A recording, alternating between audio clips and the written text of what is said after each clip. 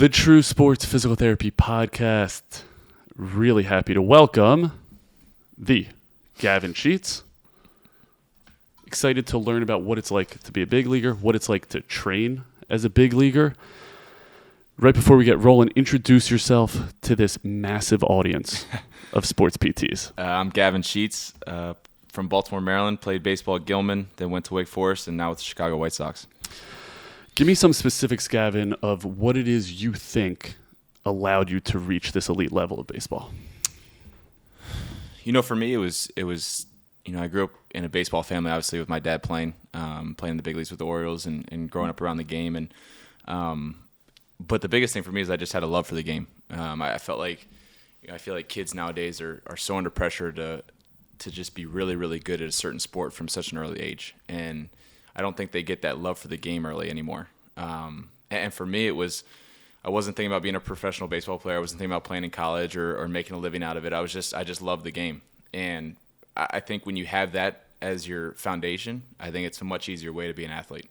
And so for me, it was the love of the game. And then, growing up around it, being with my dad, working at it. And then as time went on, as I got, recruited by colleges, went to college and then had a successful time in college and got drafted, then you start to, say, okay, this is something I can do professionally or this is now a dream that I can pursue. But, for me, I just love the game. I love baseball. I love doing it. I wanted to hit. I wanted to field. I wanted to just be playing it. And then from then on, everything took care of itself. What do you love about that game? Just the grind of it. I love how tough it is, but I love the feeling of just connecting a home run. It's doing something that is one of the hardest, if not the hardest things in any sport, which is, hitting a baseball. And the feeling of everything lining up and you doing it perfectly and, hitting a double, hitting a big home run, hitting something like that's it. There's nothing that can beat it. And for me, it's the grind. It's the chess match. But that's what I love about it. I just love how, it's such a hard sport, such a humbling sport. But when everything comes together, there's no better feeling. If you make your living playing a humbling sport, mm-hmm. Imagine if you weren't playing a humbling sport. What would you be like? Intolerable? I don't know what I would do. I think the guys at my golf course would probably kick me out by the end Thank God of it. you play a humbling sport. Yeah. For everyone's sake. You mentioned the grind and the challenge. What do you think you do that makes you successful in your sport? I think I embrace it. I don't try to fight it. I don't try to, failure is a part of the game. Failure is a part of any professional sport. And I think a lot of people are so afraid to fail that they don't allow themselves to, put themselves in positions where they can fail. And I think that's the biggest thing for me. It's, allowing myself to fail, allowing myself to try new things, to, try new swing changes, try new workout facilities, try new just different training techniques, and seeing what works for me. And I think that's what, I think that's what got me to the big leagues. I think that's what made a change in my career. What got you to the big leagues? Just changing, being able to take a step back from the way I've always done things and make a change in my body, make a change in my training. Because I think that everything goes hand in hand. You need a team in place to get you to the big leagues. Okay, so let's dig into that. I met you, what year? Probably COVID year. COVID year, 2020. Mm-hmm. Where were you in your career at that point? So I just finished the AA season. Had a really good year, but we had the way our team was made. We just drafted first baseman, third overall. We had an MVP at first base in the big leagues. So we were locked up in my position, and I knew that. And the COVID year, as tough as it was as an athlete, was a blessing in disguise for me. I wasn't invited. There was an alternate site. I wasn't invited to the alternate site. I wasn't invited to the COVID spring training. And obviously in the beginning it was frustrating and everything. But for me, that's when that change happened. I changed training. I changed the way I approached things. And I formed just one big team to build myself around and make myself the best athlete as possible. Did you do that deliberately? You knew you were like, hey, I'm going to make a change, or you kind of just fell into it? I made it deliberately. Okay. Yeah. I asked around. First, it was like, how do I get to the big leagues? What do I need to do differently to change my path? And for me, it was, I needed to play the outfield. I needed to be able to get away from one position, open up, left field, right field, first base, DH. You open up 4 instead of 2. And but I knew that to do that, I needed to change my training. I needed to change my body. I needed to change the way I moved. Because we're not talking about a double A outfielder. We're talking about a big league outfielder. Guys who had done it for 20 odd years. So I knew that I had to get started quick, and I had to change what I was doing. And so, yeah, it was a deliberate choice. And I think that's worth highlighting, because the more and more interviews I do like this, and I talk to people at the top of their given profession, whatever profession it is, medicine, sports, PT, it's the ability to take a step back to gauge, where am I on this trajectory? Where do I want to go? Why maybe am I not there? What do I need to add? I think that's an unbelievably mature thing for you to do at that time, 2020, I was 23 at that time. So it's pretty impressive that you're able to do that, take a step back and begin to change things. So, but again, applicable to whatever field you're in. Well, I think, as an athlete, I think the number one thing, you have to be your biggest fan and you have to be your biggest critic. I mean, if you can do that, if you can pump yourself up when you're down, and if you can, look in the mirror and say, this is what you need to get better at, then there's nothing that anybody can tell you that'll bring you down, or but like that, what you have to do. You shouldn't have to have, people pointing out your flaws and weaknesses. You should know them, and you should be willing to work on them if you want to be the best you can be. Yeah, and so it was your idea to look towards outfield, or the White Sox were like, hey, here's your path? It was a little bit of both. I knew I needed to make a change. So I called my agent right away, and I said, this is what we need to do. This is how we're going to get to the big leagues. And he was all for it, and we had a long talk, and we went to the White Sox, and we said, this is what we're thinking. What do you guys think? And they were all for it. Yeah. Okay, awesome. So walk me through that. Once you take that step back, how do you decide what you need to do to become an outfielder? So I knew the number one thing is I needed to move better. I needed to move better, needed to be more athletic. First step quickness, overall quickness. I just looked around the league and said, this is what outfielders have that, a first baseman doesn't necessarily have. And, that was my first focus. I knew from a strength standpoint, I was already strong enough to compete at the batter's box and have success there, but I needed to be able to move quicker, rotate faster, just everything. And so that was my main goal and main objective first, was to just become a better athlete. So you do what? So I put together, a team, and that's what I think was the biggest change in direction for my career. Was I put together a team of guys that were, one, committed to what my goal was, but two, they were, elite in their profession. I put Tim Bishop, who used to be the strength and conditioning coach for the Orioles, Courtney Green, who runs an amazing fitness facility and was a professional athlete himself, and you as well. And, it's, instead of just putting together one or two guys, it was 3 guys that were the head of their profession in each one. I'm thrilled to jump in here and note that I was not on that list of professionals to put together. Courtney said maybe you could talk to this guy to help. So let me ask you this, not why was I not on that list, but why was a PT not on that list? For me, I never, when I think of PTs, I think of guys that heal people, right? So, you're hurt, you go to a physical therapist. If you're coming off surgery, you go to physical therapist. That was always my perception. And, now working with you, it's about, fixing your weaknesses. It's not about fixing, your injuries. It's about fixing your weaknesses. How can I move better? How can I train better? How can this help me train better, which will help me be a better baseball player? And for me, it was always, you just go to them when you're hurt. And so it never came to my mind. Thank God for Courtney Green. Brought it to your mind. Thank God for Courtney. How do we get athletes and organizations to realize we can do more than fix ACLs? There's got to be an open communication with the athletes. Here's what we can do for you. Here's how we can do it. It's not just the perception of, hey, you're broken, let's fix you, because no athlete wants to be told they're broken. No athlete wants to be told you have flaws. But instead it's, here's where you move in your swing, and here's how we can help you move better in your swing, or here's how we can help you, whatever your sport is. How can what we do here make you a better athlete? As soon as an athlete, we were talking about today in our session, as soon as an athlete can see how it helps them on the field, they buy in. But until that happens, if you feel like you're working out with someone or doing something and you can't see how it's going to relate to the field, it's so hard to buy into that. But as soon as you can feel, this is going to help me with my swing, this is going to help me in the outfield, this is going to help me, run the bases, all of a sudden you buy in. Well, that's good advice for me, because you're constantly asking me, why the hell are we doing this drill? And then I try to break it down in the 3 seconds in which you're paying attention to my answer. Exactly. So, but point well made.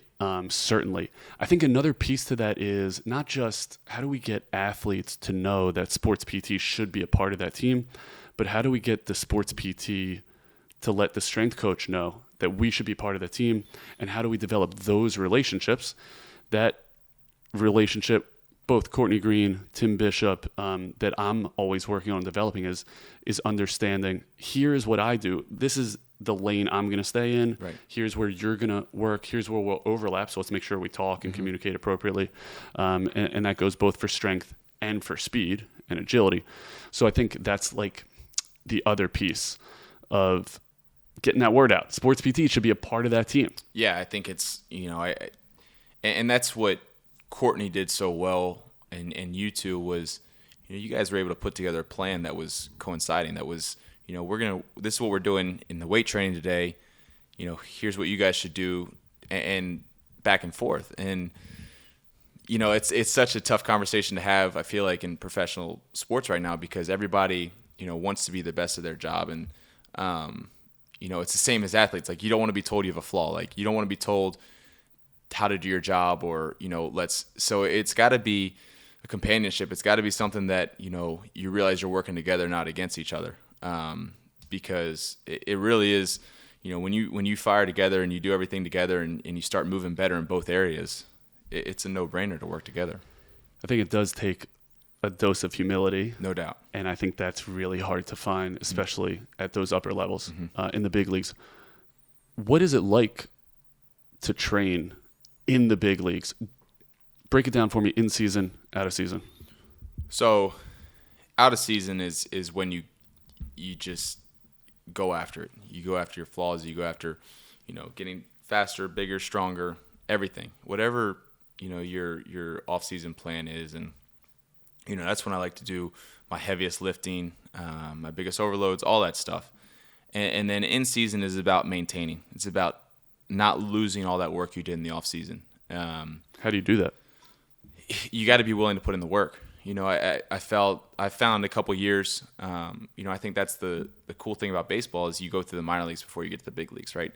So not only is it minor leagues, learning how to play baseball at a professional level, it's learning how to be a professional athlete. It's learning how to, you play 162 games in minor leagues, it's 140 games. It's about knowing your body, knowing week-to-week basis when to get in the work, when to take a day off, how are you going to stay a good athlete while also performing on the field?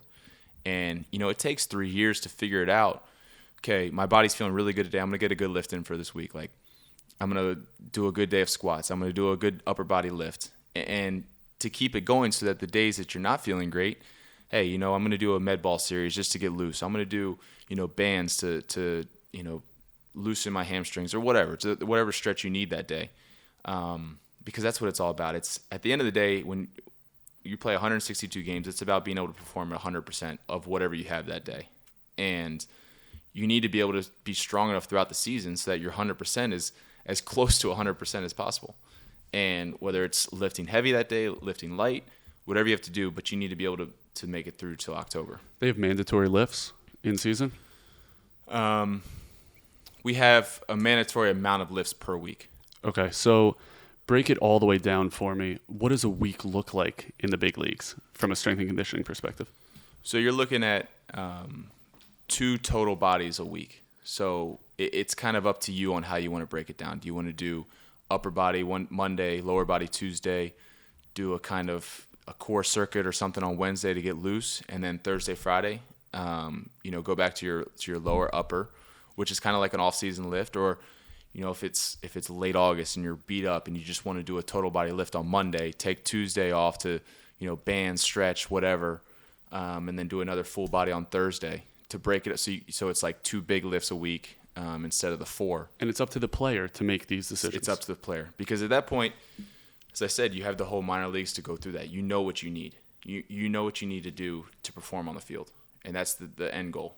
And you need to be in charge of your own career at that point. It's up to the strength coaches to be there to push you, to give you everything you need, but they can't they can't teach you how to be a professional. When you're in that lift, you have to do 2 full bodies. That's the only requirement, right? No cardio requirement, anything like that. You have to do some out on the field and stuff, and plyos and your med ball stuff as well. That's mandated? It's all mixed in throughout the week. Okay. Is a coach sitting there saying, here's your weight, here's your reps, you're doing these, and they're right next to you watching you do it? No, because for us, we have two strength guys for 26 guys. So at one time there might be 6 guys getting a lift in. And there's one coach. We have one coach in there. 2 coaches in there. 2 strength coaches. 6 guys lifting, 2 coaches in there. I mean, you could have 10 or 11 at one point in there. Okay. Lift is on the board. Here are the moves we're doing. Lift is on the board, or we have an app as well, and you can plug in your weights as soon as you do it on the app. You can write it down. You can tell them what you do, all that stuff. But it's up to you. It's up to you. Okay. Any technology being used in those lifts? So force plates, tendos, are they measuring anything at any point? Force plates, we're always measuring force plates, doing jumps, seeing how our legs are doing throughout the season. Are they getting stronger? Are they getting weaker? How's your doing Nordic hamstrings all the time? I think in baseball you see a lot of hamstring problems. So we measure those. We probably do Nordics at least once a week on a with the measurements, mm-hmm. Because they want to see, that's where PTs and that's part of the PTs and the strength coaches working together. Are they getting weaker? Do we need to work on this? Is there stuff that we need to change throughout the season? And they get those numbers in spring training as well when you're coming in technically at your peak. So that's all stuff that's done throughout the year. You see them putting you on the plates, you test, and because of the way you test, they adjust your lift. Yeah. Okay, awesome. And who's running the plates? The strength coach. Strength. Where's PT's involvement? That all those numbers get run through them. Okay. So they talk back and forth through those numbers. Okay. I would call those screenings, right? You put them on the force plate, they're getting measurements, and then we're figuring out where we're going. Anything else screening-wise? Screening-wise, in spring training, we do all of our screening. So it's flexibility, it's ankle stability, it's squatting down, how low can you get, shoulder reaches, overhead reaches. It's all this stuff is done in the first single leg jumps, med ball throws. All this stuff is measured, grip strength. So that way, and then halfway through the year, they'll try to do another one. And then at the end of the year, they'll try to do another one as well. So that not only shows, are you doing your work, but it also shows, is their program working? Okay. Interesting. In season, right, as you're going through your lifts and you're doing that force plate stuff, how quickly does your lift change? You jump a certain amount on the plate. How quickly are they changing the program? So for me, I was having some trouble last year with my knee and left hamstring a little bit, and so we really toned it to single leg stuff, strengthening my single leg left and right instead of doing a lot of double leg stuff. So that stuff was pretty immediate. I was doing the Nord board one day, and I was like 5% weaker on my left side just because of the pain I was having, and so they stepped in immediately. Added single leg stuff, changed the lifts, took some of the strain off my knee, and added some strengthening exercises. So that all happens pretty quick, which is nice to have those numbers there. Yeah, that's awesome. Is it different? Anything different for pitchers that you know? I think it's all pretty similar. I think that they do some shoulder mobility and elbow stuff and all that. The strain, they do a lot of strain numbers. So I can't speak too much into that because I'm not around them as much. But I do know that all that stuff, flexibility of their elbow, flexibility of their shoulder, all that stuff is measured. It's being measured. Okay. And what about lifts? Are those broken up by certain positions? Or yes. No? For the most part. And then pitchers, obviously, starting pitchers are on a completely different schedule because they're on a 5-day schedule. So they pitch, they have a day 1, day 2, day 3, day 4, day 5. So it's like lift, cardio, plyos, lift, whatever, for bullpens. And Sounds like you can speak to what the pitchers are doing. I watch some of that stuff, Okay. but I don't watch all the testing. But so they have a completely different thing that's tailored to them, which needs to happen because I can't be doing the same thing a starting pitcher's doing, whereas a starting pitcher can't be doing the same thing I'm doing because we're trying to achieve different things. And so you're playing outfield. You're listed, let's say, as an outfielder. Is that the same lift as a catcher? It's going to be a little bit more movement oriented. There's going to be some more agility stuff in there because it's probably going to be a little bit more legs because they're getting hammered with legs and stuff. Theirs is going to be probably a little more stretching, mobility. But it's all, I'd say 90% of it is the same. And then there's that 10% where, maybe I go do some agility, maybe they go do some bands for their hips or hip mobility stuff. Okay.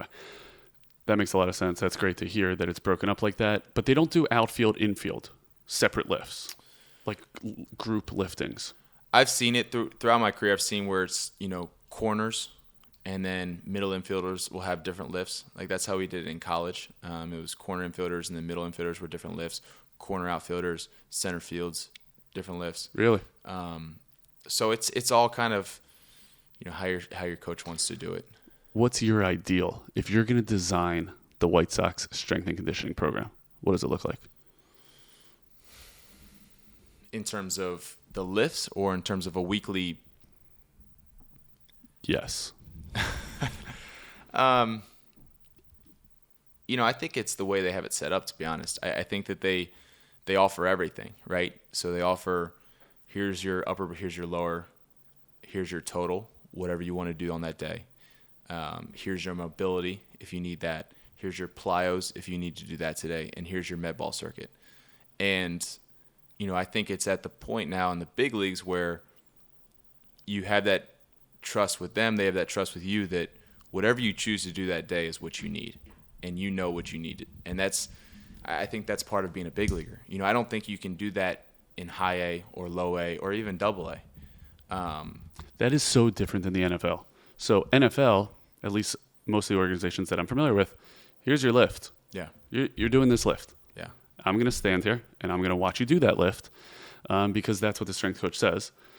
That's the NFL, right? That's their elite. It sounds very different.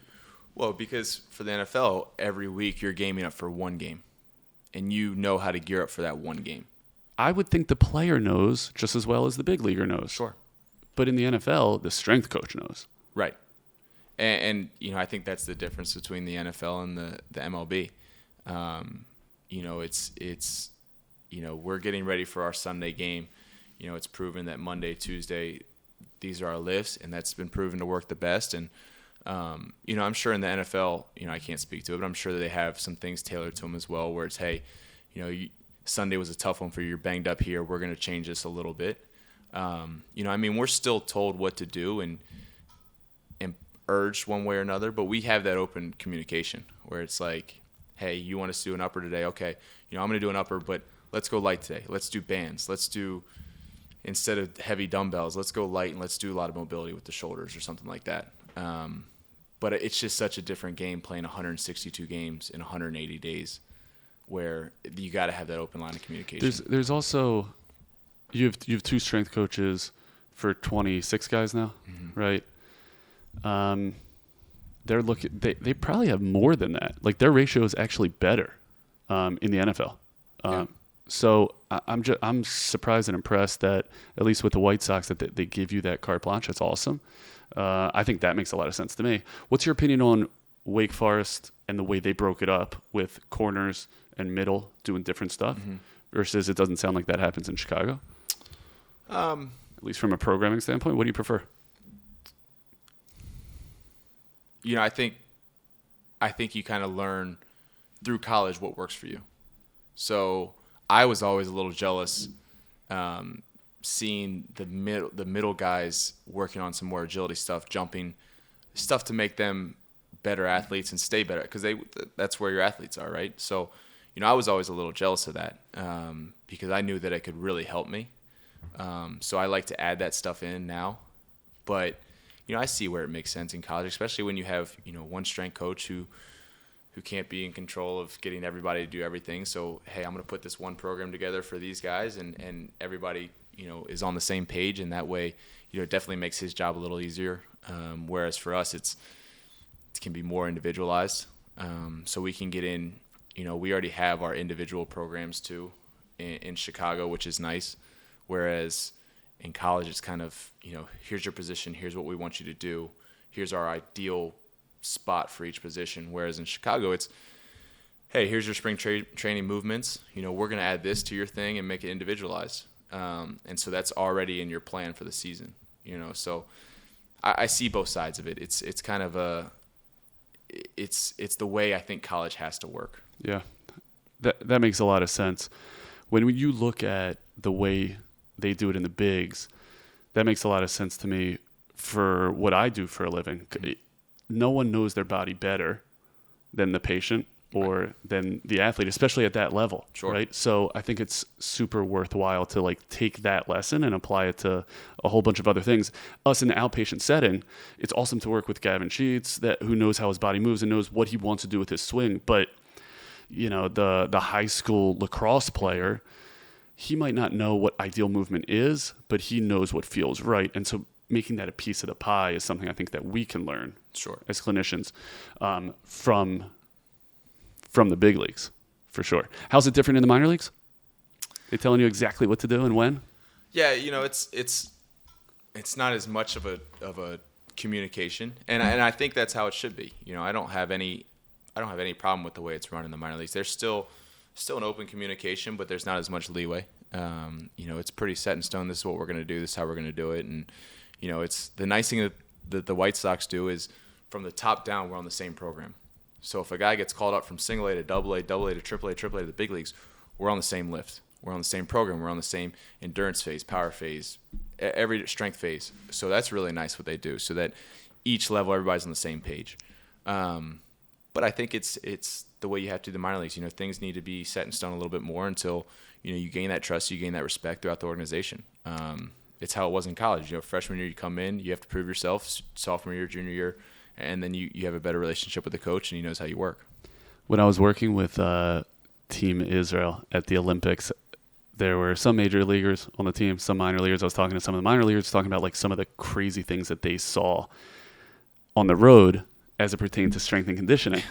And so one of them said their squad would travel with one kettlebell, and they would put one kettlebell in front of the dugout, and the whole team would share a kettlebell in an effort. What's the craziest thing you saw in the minors? I mean, I've done some hotel weight room full team lifts. I've done some concourse, next to popcorn stand, kettlebell bands lifts. More than one kettlebell? Yeah, we had a couple more Spoil than you. one. Yeah, White Sox spoil but no, you see some.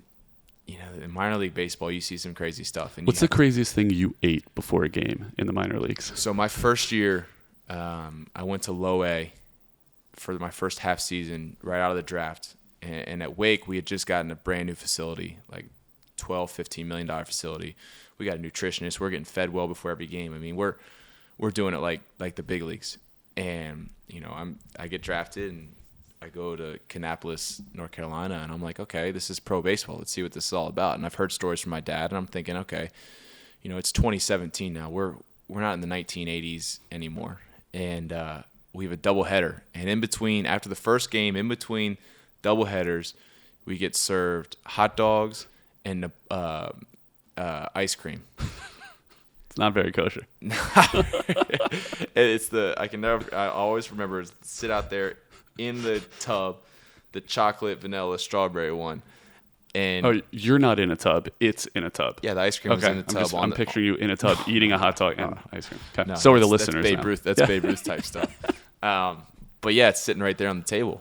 And then you got you look at the snacks and it's cheese puffs and you got a couple things of fruit that are the flies are flying around and everything. But how do you do in the second game? Not great. I wasn't feeling too good. It was a little warm for that hot dog and ice cream, but so gross. That's what you learn throughout your time is how do you make it work? How do you be an athlete? How do you be the best you can be with what you're provided, and, how are you going to do extra? Because if you rely on just what you have, you're not going to make it. You're not going to make it. How is the training room viewed in the major leagues? For young guys, you don't want to be seen in there. Because why? Spell that all the way out. Just because you're young, it's supposed to be the spot for the vets to work. And so for us, it's, I don't want to be in there unless I'm told. I don't want to be in there unless I have to be in there. And that's just the way it's perceived, and that's the way I treat it. Obviously when I'm told to be in there or told to get treatment or, whatever it might be, I go in there and do it. But, I don't want to be seen in there. I like to go in the weight room and do stuff in there and, have them tell me whatever I need to work on in there. But I don't want to be seen in the for fear room. Of the trainers, for fear of management, for fear of the vets. Just the way it's perceived. Just the vets and, obviously just playing my second year, coming in my third year, it's a little bit different now. It's not nearly what it used to be. I've heard stories when it was way worse. And with the White Sox, it's not bad at all. But I just know growing up around baseball and how it's all perceived. And so I try to stay away from it as much as possible. But, there's also comes a point where, last year I found it as well. When you really need something, you have to go in there and get it done. And so, you got to fight the perception or whatever and take care of what's in your best interest. And so, you never hold something back to lead to a greater injury. That's when it just becomes silly. So, when I do need something, when I am feeling something, I will go in there now. And that's something I've gotten better at. Does anyone mandate recovery? It's highly recommended and emphasized. In what ways? Coming around and giving you supplements, giving you stuff to get you to recover, be ready to go the next day. Coming around on the planes, strength coaches coming around, handing you stuff to, Juven and stuff to electrolytes and stuff to rejuvenate you to go get ready to go the next day. But nothing is, as I said before, nothing's mandated because you're a professional athlete. You should know what you need to do, what you don't need to do, but everything is provided. And everything, if you need to do a cold tub, hot tub, needling, I can't think, game readies on your legs, whatever you need. They've got it. They've got it. And minor leagues? They don't have any of that. Not as much. They have some of it and they can get it for you, but not as much. But, it's silly if you're in the big leagues and you're not taking advantage of everything just because of perception. Yeah. And when do you stop being the young guy? Like, you think you're there where it's like you're comfortable to walk in and get what you need? I think it's none of your teammates are listening. I think it's the same thing as it is with your strength coach, right? You gain that respect, you gain that trust, you gain just by the way you go about your day. Like, I feel like I've worked hard enough, I've done the right way that when I'm in there, people know it's not for show. It's not just to get a massage. It's because that's what I need on that day. And I've been working hard on the field. I've been working hard in the training room, and this is what I need to be ready to go. And I don't think there's a certain amount of time that it takes before you can feel that way. But I just think it's something that when you come in and you work hard and you do things the right way, that you don't bat an eye when you walk into the training room. Yeah. What do you wish you would have known in the minors that you now know? I wish I would have changed my off season a little bit. I wish I wouldn't have waited till COVID as much, because I always felt that I was a one guy workout. Like I worked with one person and one person only, and I tried to do everything with that. Whereas now, so then I was an hour and a half. I tried to do my outfield work, my agility, my training, my mobility, my weight training all in one session. And now I'm doing an hour of strength training, an hour of mobility and PT with you, and then an hour of outfield agility, all that stuff with 3 different people. It's a team. It's maximizing, your training, your movements and not rushing it and combining it all into one. That way, each thing that you're working on, strength, you get the most out of your strength. Mobility and and swing thoughts and rotation, core, all that stuff, you're getting the most out of that. And then speed training, agility, and outfield work, you're getting the most out of that. I was trying to do that all in an hour and a half. And, I wish that I knew then that, put together a team. It's the off season. Your one job in the off season is to be the best baseball player you can be and get yourself ready. I mean, that's good advice to people in my field. Like we talked about how it's good advice to be humble and to kind of stay in your lane. It's also imperative to build the relationships and network to work with those other guys, right? So that your patient or your athlete is getting the absolute best. There's also, I wish sports PTs did more of what Courtney Green is giving you, more of what Tim Bishop is giving you. Like, if you're a sports PT listening to this, it's important to know how to rehab the ACL, no question. It's important to know how a baseball player moves, ideally. It's also important to understand the principles of how to teach speed, how to teach change of direction, how to teach loading. I mean, all that crap shows up in our rehab programs. Our profession becomes so limited, unfortunately, when we just live in the old school world that you envision. Right. I think that was a big problem. That was, and I get so mad at some graduate schools because they just don't even mention it. They can't teach you everything, right? But they don't even freaking mention it. What have you changed your mind about in the last 2 years? Because you are a stubborn bastard, and you don't like changing your mind about things. But I've seen you come around on a few things. Yeah. What have you changed your mind on? Doesn't even have to be sports related. I've changed my mind on a couple of things. So I'm a very old school. Just that's the way I was brought up. My dad was old school. He obviously had a successful career being old school, swinging old school, all that stuff. But I've started to allow the new age and data and analytics and I even hate using that word. I can't believe you just said that word. I know, but just because it's a big word for you. I think that the game has come so far in terms of training, in terms of teaching guys how to move, in terms of teaching guys, the optimal swing, the moves you have to make. And I think it's silly at this point to continue to look away from it, because guys at the highest level, at the highest point, Arenado, Goldschmidt are having the best seasons they've ever had because of introducing these things. So I'm much more open to it now. I like looking at the data. I like looking at the analytics. I like making changes to go along with that to get my numbers where I think they need to be. But I do think there's, it's not black and white. It's not no data versus data. It's, there's a middle point where you need to be. You can't be too much on the data. You can't be too much old school. I think you need to combine the two. And that's kind of where I'm trying to get to right now, where I can combine the two and, make myself the best athlete possible.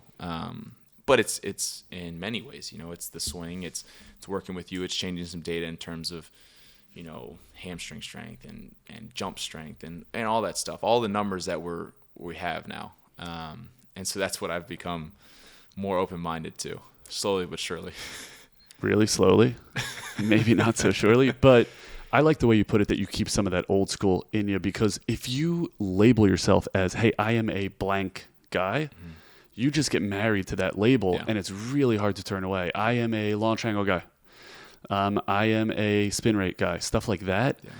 It could be some of those things down the road, hey, that's not best for me, or it doesn't carry over for me, or in large swaths of data. So I think that's a really good way to keep yourself kind of grounded. By the way, same thing in my profession. Like, there are people that are just manual guys, like they just do hands-on. Well, there's a ton of data that flies in the face of, it's not all about manual therapy, and it can't be all about manual therapy. And we have to be really careful of marrying ourselves to kind of one mode, whether it be big leagues or being in the sports PT world. I love hearing that you're becoming open-minded, though.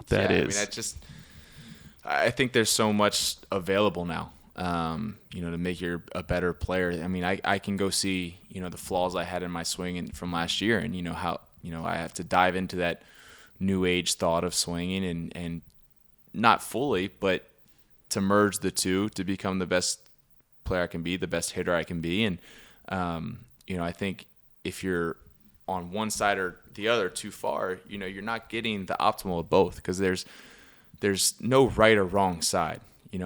Guys who are doing old school had a lot of success. There's some guys with the new school that have had a lot of success. There's moves that both guys on each side make that are the same. So it's how can I, adjust my swing so that I'm doing this optimal move that, old school guys were making and new school guys make. Like it's not like there's not a new swing in baseball. It's the same swing. It's Ted Williams has the same swing. It's the same swing thought now as some of the guys nowadays. And it's what, I think the biggest way to teach thing is, find out what works for the hitter or the player or the athlete, because telling one guy, think about your hands, and telling one guy, think about your legs, can create the same swing. So it's what does that guy need to think? Is he a new school? Is he an old school? How does he think about moving in his mind? Because at the end of the day, they both can result in the same exact swing.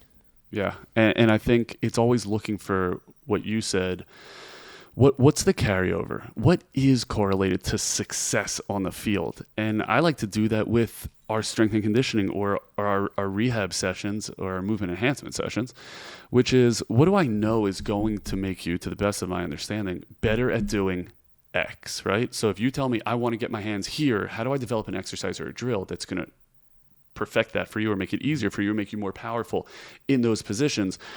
We know there's some really good data coming out. Like we know that hide and jumps, like your ability to produce force laterally, correlates really nicely to how hard you can throw a baseball. Well, that better show up in my pitcher's strength and conditioning stuff.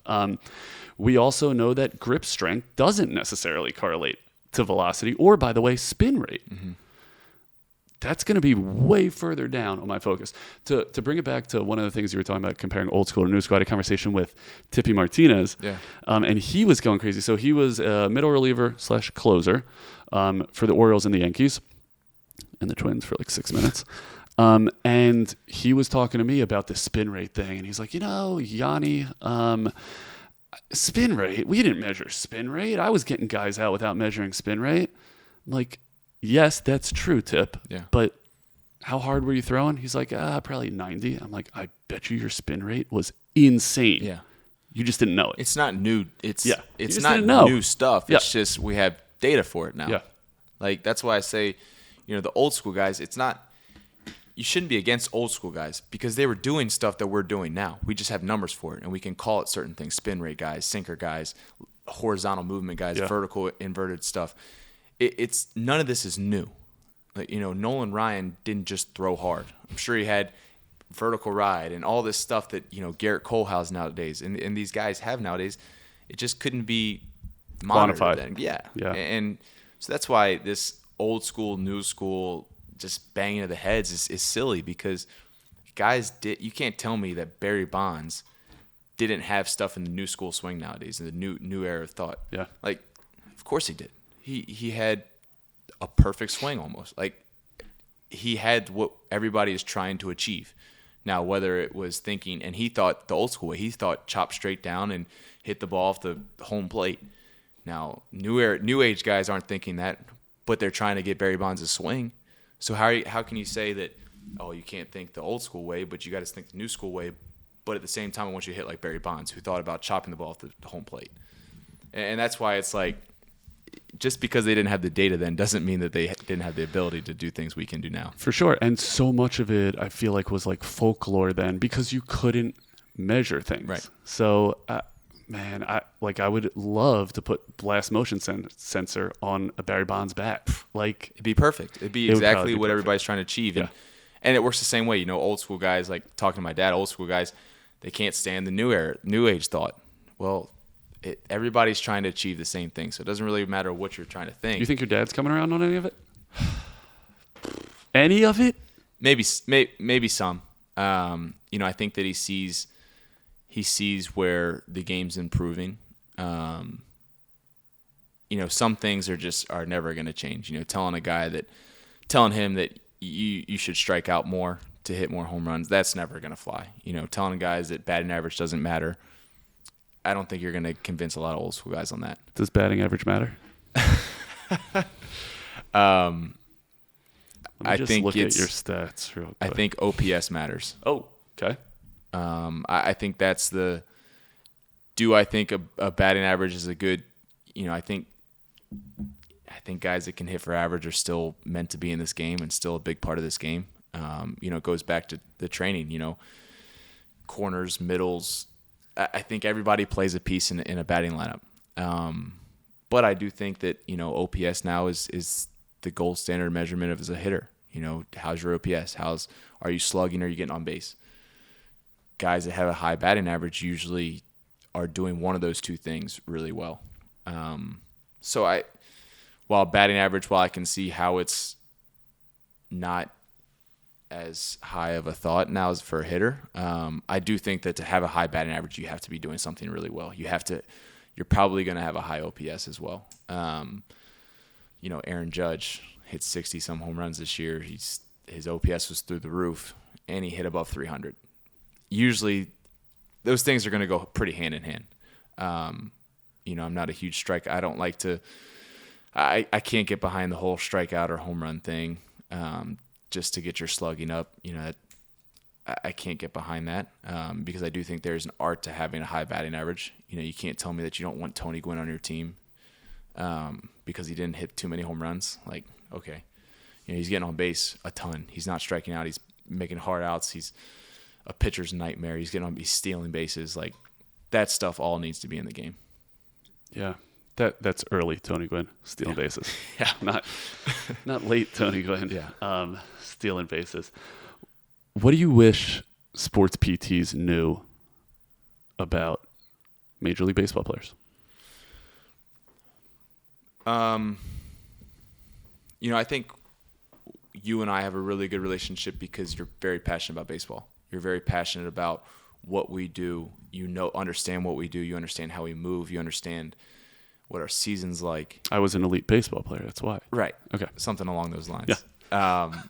I just think that when PTs understand your sport and have a passion about the sport that you're playing, not just about the medicine side of it or the recovery side of it, I think that's one thing that you guys do really well at True Sports is every one of your PT guys are big sports fans, have a passion for sports, not just for training athletes and recovering athletes.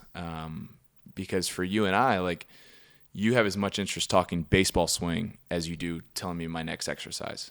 And when I see that passion, it makes it easy for me to buy into what you're saying because I know that you understand what I'm trying to achieve. I can show you hitting video and we can go right into a medicine ball exercise. And, that's what draws me in. If it was just about going in and doing exercises, I don't think I could buy into it as much because one, we're not passionate about the same things. We're not, I don't feel like we're working towards the same goal. Mm-hmm. While I think if we're doing a core exercise, I think we're strictly doing a core exercise to make my core stronger. Whereas if I'm doing a core exercise with you, I'm thinking, this is a part of my swing that he wants me to enhance and make better and help my swing out. So I just think there has to be a passion for sports. There's got to be just a passion, whether, it's for lacrosse or soccer or basketball and you want to stay in that sport, or if it's for all of them and you want to work with all athletes. Like, there has to be a passion for that. Now, listen, I happen to be a baseball geek. Like, I freaking love it. I'll talk to you about like different brands of sunflower seeds for hours just because it makes me feel like I'm sitting in Oriole Park watching a game. The other stuff, like rehabbing other sports, I find success in that or interest in that because I'm competitive. Right. Like, I feel like I'm a part of this team, and like you and I are fighting like hell together. You're doing way more than me towards whatever goal, towards staying in the bigs, towards getting in the bigs. Like, when I met you, you're in the minors, and it's like, how do we get you to the bigs? I love that competition. That's awesome at that really high level. The other levels are like, how do we get you into college? How do we win your high school tournament? How do we get your ass back on the field? Whatever. I see it as competitive. So like if I'm talking to sports PTs that are out there listening and they're like, I'm not a baseball guy, I think you're going to win your athlete over by being a geek about helping them achieve their goals. If you have the same end goal and the same passion for that end goal, you don't have to be, it's not necessarily being the same, if you're not a baseball guy, but you have the same passion to get me to, like you and I would talk about all the time, how are we going to get to the big leagues? That's how we start every session. And if you have the same passion for that as the athlete, that's what you get to buy into. If it's not, the end goal should never be, I'm just here to get you healthy, or I'm just here to make you move better. That's anybody. You can go to anybody for that. Like, I want someone who's passionate about, I'm going to get you the big leagues. I'm going to get you hitting 30 home runs a year. This is how we're going to do it. All of a sudden, I'm in. I'm bought in. Yeah, just help the person in front of you achieve what it is they want, not what I want, what you want. Right. It's about the athlete. It's about the patient. Give me some words of wisdom, and I've actually seen you, impressively so, glean words of wisdom from other pro athletes that are around you. Give me some words of wisdom that stick in your head from other professional athletes. Yeah, so I was fortunate enough to, hang around some really good athletes growing up. My dad was roommates with Cal Ripken and is still really good friends with him to this day. And I was struggling in April, May this year. I'll never forget, he was fortunate enough to reach out to me. We talked for about probably an hour. I ended up having to tell him, look, I got to get off the phone. We're about to take batting practice. This was when we were playing the Yankees. And, he's telling me a point in the season where, it was June and he was still hitting, 210, 215. And by the end of the year, I think he finished up at like 280, 290, 300. And he said, you need to remember, he said, the player you are in April and May is not the player you are in September. And that stuck with me the whole time because, I was really, really struggling. But there's a lot of at-bats left in the season. There's a lot of months left in the season. And you can continue, if you make the choice that day to change the player you are, to have a bounce back, whatever, that's how you salvage a season. That's how you become a player that can handle a full 162 games. I mean, you see guys, it works both ways. You see guys that are hitting 200 through the first 2 months, finish up at 315, and then you see guys that are hitting 330 through the first 2 months, and then they finish the season at 250. It works both ways. The player you are in April and May isn't the player you are in September. The guy you are in September, that's the final product. That's the marathon runner. And that really stuck with me because that's, you always know that there's still so much time left. There's still, you can always get better. It's never, you're never as high as you think you are and you're never as low as you think you are. And so that was, I've had a lot of pieces of advice. I've, been around a lot of cool athletes and talked the game, but that was the one that really stuck out to me. That's awesome. You think it was more that wisdom or the goatee that you grew that broke your I don't slump? know, but the goatee did save a season too. So did it? It wasn't the best look for me, but Nope. I went down to AAA for about a week, maybe a little over a week, and I was rocking the goatee. I had all the confidence back. I found my swing. You had to have serious confidence with that goatee on your face. I did. And I was coming up, and I was like, all right, I'm going to shave it. And I'm going to shave it and go back to it. They're like, you can't shave it. What do you mean you're going to shave it? Whether or not it works or not, you've been raking with it, so you got to keep it. And so I let it ride. And then when I felt it ran its course, it was gone. Thank God. And I was very happy to shave it right off. Yes. So were your fans. So were your adoring fans. I saw you have a conversation. I heard you have a conversation with Sam Cooke, who's a Ravens punter for 16 years. And I loved what he shared with you. You asked him, and I loved, I should say, how you went about asking him. You walk over to Sam, and you're a big leaguer at this point. And I remember the first thing you said to Sam, probably like, Mr. Cook, nice to meet you. What would you say your secret is for being in the league for 16 years, is what you asked him. So there are a few things that I love about this anecdote is you walking over and trying to get better by meeting someone who's done something. It's not your sport, but doing something for a long time at an elite level. So I love that you were like hungry to get that information. I loved what he shared with you, which was, do you remember what he shared with you? I'll tell you what he shared with you. He shared the little things that pop up, deal with them before they're a big deal. Mm-hmm. And that's one of the things that I've seen from guys who do it for 16 years, sometimes in the big leagues 20 years, is when stuff creeps up, whether it be they feel a little off, movement, a little bit of pain or whatever, a little fatigue, you're dealing with it. Doesn't mean you have to go all the way in on some massive like rehab process, but it's how do I change something to get better at it so I can stick around. And Sam, always a tinkerer with his interventions and just trying to stay on top of things. Yeah, and I remember he said be open-minded too. Be open-minded to things. Be willing to try things. Be willing to incorporate new movements.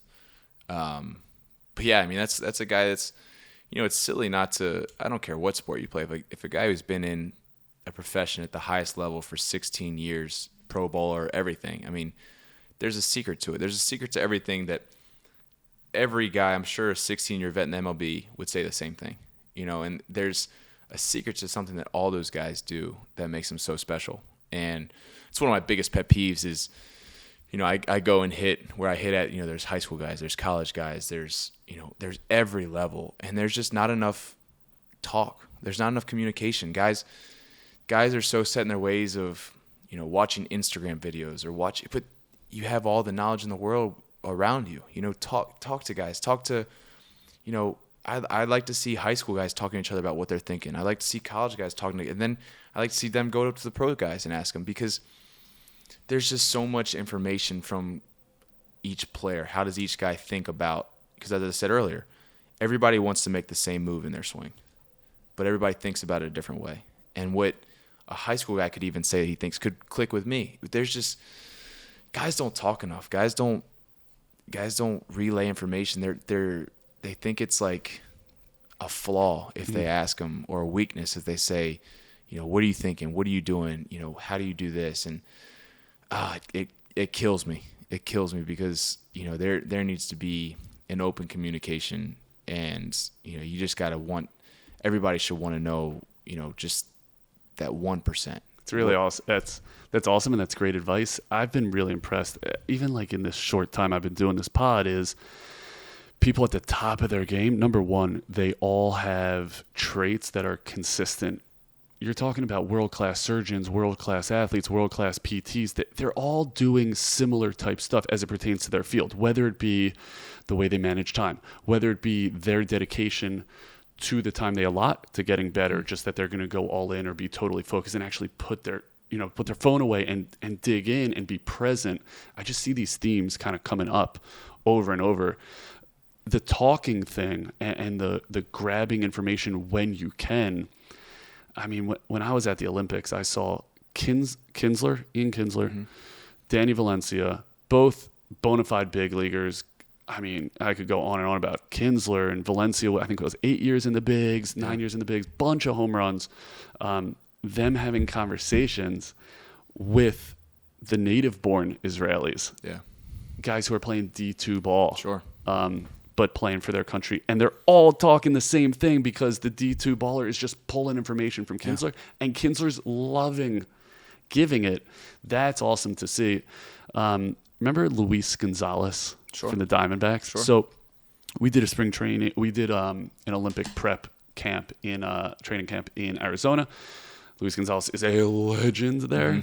He's just like wandering around the facility with his giant forearms, and he knew our head trainer, and he comes into the training room, and he's sitting in the corner, like next to the ice bath, and there's one of our native born Israelis is laying on the table, and I'm working on the guy's shoulder, and Luis says, "Hey, what's your name?" to the kid, and where are you from? "Oh, you're from." And what's it like in Israel? Like, what's it like where you live?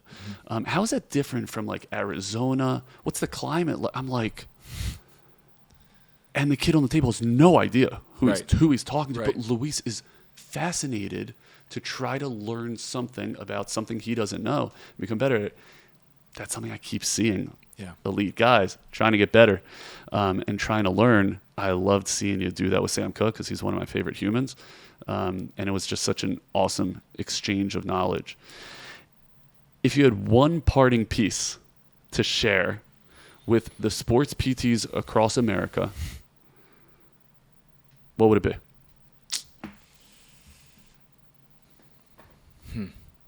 That's a loaded question. I just think recapping what we all talked about today, it's just have a passion. Just have a passion for the athlete. Share the same passion.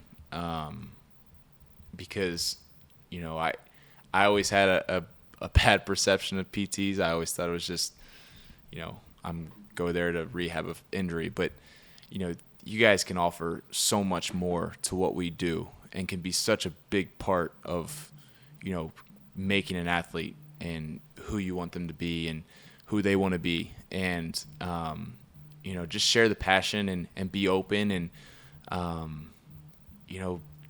be assertive too. If you see an athlete working at your facility and, let them know that, hey, I can help you. I know you're not hurt, but, I can offer more than recovery. Because that's how I met you, and that's how, our relationship started. And that's been a huge difference to what I can do, what I can accomplish now, how I can move, how I can swing. And I would have never known that if it wasn't for a conversation that Courtney had and it wasn't a conversation that you and I had. So it's just be passionate, be assertive, and, just help athletes be the best that they can be. I love it. That's all we're trying to do is help athletes be the best that they can be. Well summarized. Yeah. What an easy conversation that was. Thanks for joining the pod, Gav. I cannot wait to have you on again. Next time, we're going to talk about hunting, coffee, there we go, and politics. No? Maybe leave okay. That last one alone. Let's leave that alone. Okay. Thanks for joining us at the True Sports Physical Therapy Podcast. Thanks to Gavin Sheets for all of his wisdom and all of his knowledge. You can follow us at True Sports PT on Instagram. Shoot us a DM. Let us know who you want to have on next. Let us know what I should have asked Gavin. And always, we're looking to add to our team of sports physical therapists. So let us know if you want to join the squad. Thanks for listening, guys.